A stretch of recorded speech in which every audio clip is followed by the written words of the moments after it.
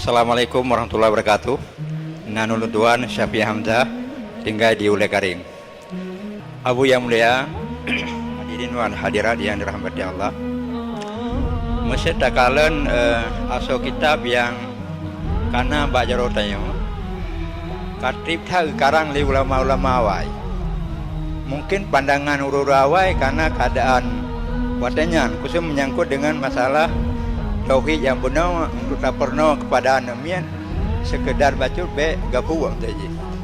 Yang penting dijawab untuk ala kadar. Tapi ini takalan secara pengaruh global macam-macam ka sangan maya hanya siap di lagi haba jamun sampai be volume baca dah.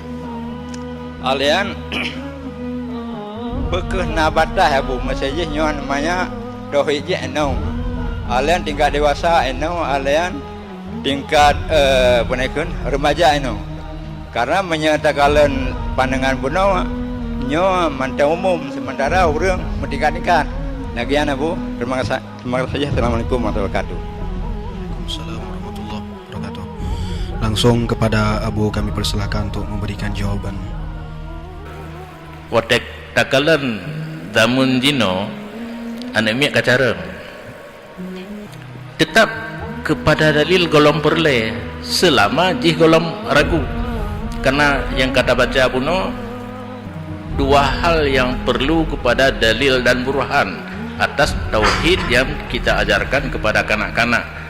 Pertama ragu, yang kedua datang aliran yang bertentangan dengan akidah yang kana baji, ka perlu kepada jawaban. Selama golom walaupun kepandaian jih ka tinggi dah lagi anak mi jino ka jarang golom perlu kepada dalil. Cuma saat-saat jih kai itu putahnya nyan menyoik tapi penjelasan tapi bek terlampau tinggi bacut, karena bahaya tauhid terlalu mendalam tu ujung-ujung ka sesat. Yang kerja hanggebi perdalam. Bahkan kitab-kitab tauhid karangan urung-urung kasyaf yang hana bisa tak pahami le katanya hanggebi purno, hanggebi muruno dan purno go. Belum tak purno urang awam. Nyo masalah di sini. Sehingga kadang-kadang urang yang kaje kebacanya geken kepada urang tam hanggebi purno nyanji hana malim tauhid, malim syariat. Ada kala hana malim tasawuf, malim fikih.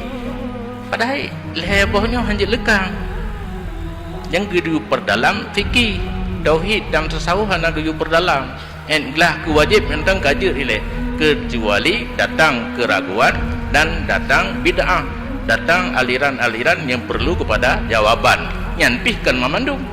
Umada sabah kampung sidra urang berdebat antara bid'ahnya urang peglah keraguan terhadap sidra urang yang karagu. Demikian.